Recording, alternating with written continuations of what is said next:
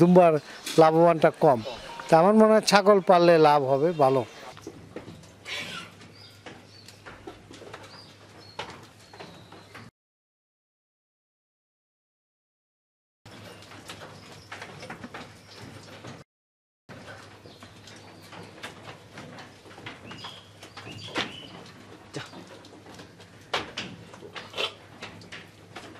আসসালামু আলাইকুম দর্শক, আপনাদেরকে স্বাগত জানাচ্ছি নতুন একটি প্রতিবেদনে।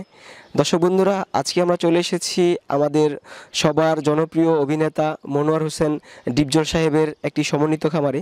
দর্শক, আমাদের এই ইউটিউব চ্যানেলের মাধ্যমে ছোটো বড় সফল খামারি বা ব্যর্থতার গল্প তুলে ধরে থাকি সাধারণত। তো সেই প্রেক্ষিতে আজকেও আমরা চলে আসলাম আমাদের সবার জনপ্রিয় অভিনেতা মনোয়ার হোসেন ডিপজল সাহেবের একটি সমন্বিত খামার।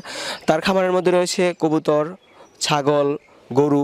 বলতে গেলে কৃষি সেক্টরটা সম্পূর্ণভাবে তিনি গড়ে তুলেছেন নিজের বাড়ির মধ্যেই। তো আজকে সারাক্ষণ থাকবো মনোয়ার হোসেন ডিপজল সাহেবের সাথে, শুনবো তার সফলতার গল্প। আরেকটি বিষয় আপনাদেরকে জানাবো যে অন্য সকল কাজ বাদ দিয়ে তিনি কেন এই কৃষি সেক্টরে আছেন সেই চিত্রগুলো তুলে ধরবো আপনাদের মাঝে। আশা করি আমাদের পুরো ভিডিওটি দেখবেন। আর পুরোটা সময় জুড়ে থাকবো আমি আশরাফুল ইসলাম।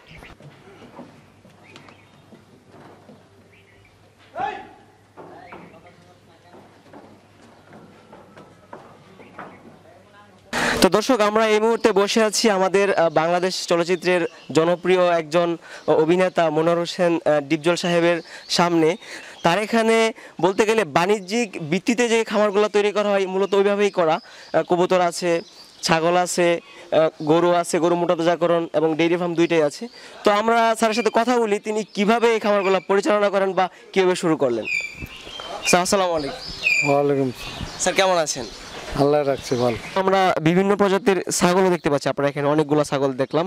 তো ছাগল কতদিন হলো পালন করে? ছাগল আমার অল্প টাইম, এইবার নিয়ে দ্বিতীয় রাউন্ডে চলছে, তাতে 2 বছর রকম আমার ছাগল পালা।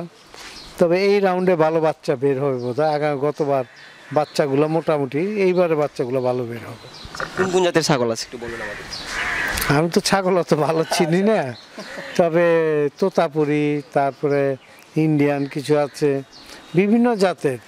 তবে ছাগলেও ভালো লাভ, কারণ 14 মাস আপনি 3 বাচ্চা পাবেন 3 বার। 6 মাস পর পর বাচ্চা দেয়। তো 6 মাসে বাচ্চা যদি একটা ছাগল থেকে আপনি 3টা বাচ্চা পান, তাহলে আপনার লসের সাবজেক্ট থাকবে না, ভালো লাভ হবে। স্যার, আমরা আপনার এখানে আরেকটা জিনিস দেখলাম, 2টা পাঠা, যেগুলো আমরা অনেক খামারে কিন্তু আসলে ঘুরে বেড়াই, কিন্তু এরকম সাইজের পাঠা আমরা দেখিনি। এটার বিশেষত্ব গুণটা একটু আমাদেরকে বলবেন, কোন জায়গাতে সংগ্রহ করলেন বা আসলো কীভাবে আপনার কাছে?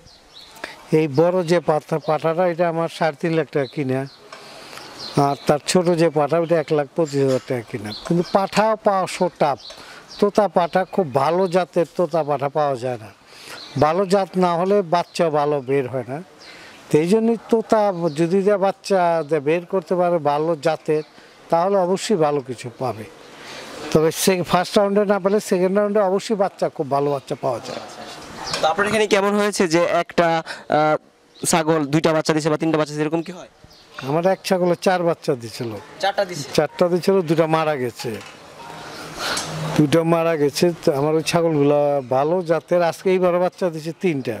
ওই যে ছাগল 4টা দিছিল গতবার, এইবার দিল 3টা। এই 3টা এখন ভালো আছে, সুস্থ আছে। আর নর্মালি 2টা বাচ্চা দেয়। তো ছাগল পালন নিয়ে আপনার কি ভবিষ্যৎ পরিকল্পনা একটু বলবেন? সবকিছু জানতে চাই, এটাও জানি আপনার কাছ থেকে। ছাগল পাললে ভালো, ছাগলের লস নেই। সাবজেক্ট তো বললাম, ছাগলের লাভ হবেই।